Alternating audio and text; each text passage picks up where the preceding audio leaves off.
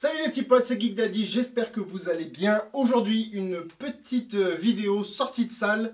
On vient de voir Star Wars l'épisode 8, Les Derniers Jedi avec Marco. Et on voulait vous donner nos impressions à chaud. On va vous faire deux petites vidéos, une première vidéo sans spoil qui va être assez courte puisque du coup, sans spoiler, on va pas pouvoir dire grand chose. Et une deuxième vidéo qui sera peut-être un petit peu plus longue où on parlera un petit peu plus du fond. On y va? C'est parti!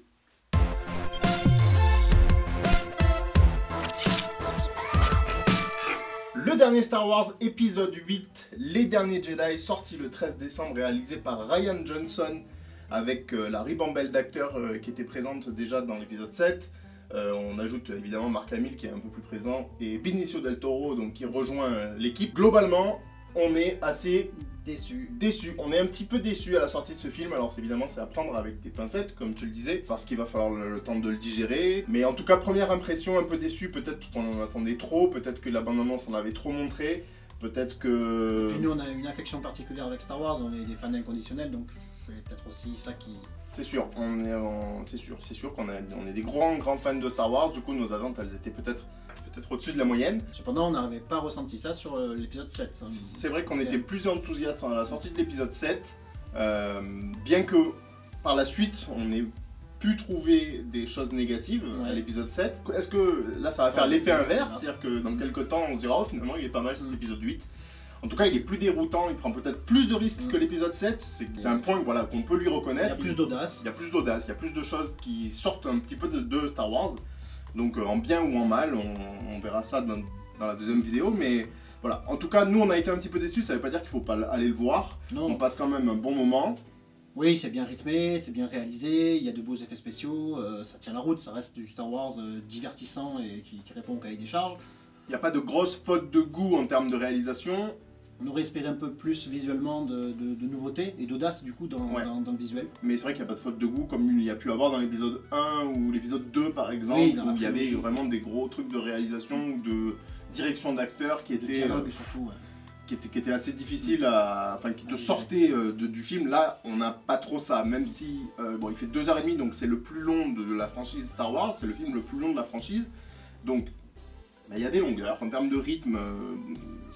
faut voir, mais c'est vrai que bon, ça passe quand même bien, il y a de l'action, il y a des émotions, on a tiré notre petite larme, on a rigolé, on a kiffé sur des plans style. Il y a des très bonnes choses. Il y a des très bonnes choses qui font que, bon, ben voilà, c'est quand même un Star Wars et on kiffe d'être allé le voir et de passer un moment dans ce Star Wars là. Il faut voir si avec le temps, les imperfections se gomment ou si au contraire, ça va rester des choses qui vont, voilà. De toute façon, en tant que grand fan, je sais pas si on peut le dire comme ça, mais le côté inconditionnel du fan, c'est que tu t'appropries le film et que tu en fais ton propre Star Wars. Enfin, moi, la façon dont je conçois Star Wars, c'est que les films, quand tu les regardes et qu'il y a des choses qui te plaisent pas, et ben tu finis par les transformer, les choses qui te plaisent pas, pour que ça te corresponde. Ouais, faudra voir si ça fait pareil. C'est vrai que le fond de la première trilogie est tellement bien que du coup, ça peut excuser la forme. Mais là, il faudra voir parce que le fond, je me demande dans quelle mesure il est si bien que ça. Quoi. Ce qui est assez étrange, c'est que ça mise encore sur l'épisode 9. Donc il y a des choses nouvelles qui sont apportées. Il n'y a pas toutes les réponses qu'on attendait. Mais il y en a quelques-unes. Il y a quelques éléments de réponse qu'on avait évoqués dans la vidéo précédente qui sont là. Donc bon, c'est plutôt cool. On savait qu'on n'aurait pas droit à tout. On sait toujours pas où est Lando. Hein. Désolé de vous l'apprendre. Voilà. Les personnages sont bien traités. Oui, les personnages et les acteurs d'ailleurs sont bien. Moi je trouve que Rey est vraiment bien. En particulier les trois, Rey, Finn et Poe. Kylo est surprenant, un peu comme Luke. Ouais.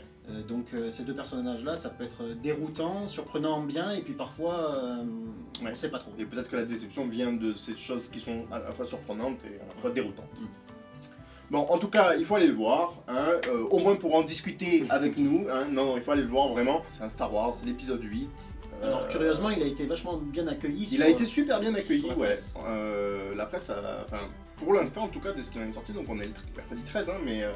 on doit être trop fan. Je sais pas, je sais pas si on est passé du côté obscur ou maintenant on trouve tout nul dans Star Wars. Pourtant on avait adoré Rogue One, l'épisode 7 on l'avait accepté, entre guillemets, mais... Là, il y a un truc qui passe pas et c'est bizarre. On se retrouve tout de suite pour aller un petit peu plus loin. Avec du spoil. Avec du spoil cette fois. A tout de suite.